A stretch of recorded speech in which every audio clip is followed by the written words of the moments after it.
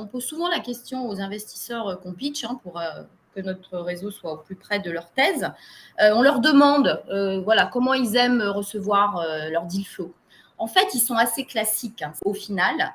Donc, eux, une petite synthèse dans le mail avec les éléments clés, mais pas tout, quelque chose de digeste qui va donner envie d'ouvrir un deck en pièces jointes, un deck qui est bien fichu, qui va à l'essentiel, pas plus de 15-20 pages, où on trouve le chiffre d'affaires, le pipe commercial, le go-to-market, enfin des éléments qui sont essentiels pour lui, c'est très bien.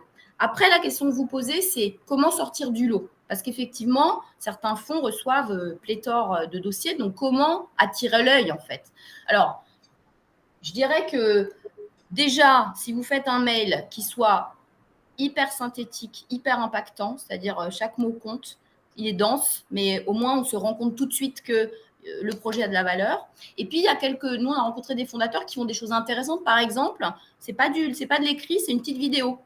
Vous filmez, alors après, il faut aimer ça, etc. Mais pour donner envie, en fait, de vous rencontrer.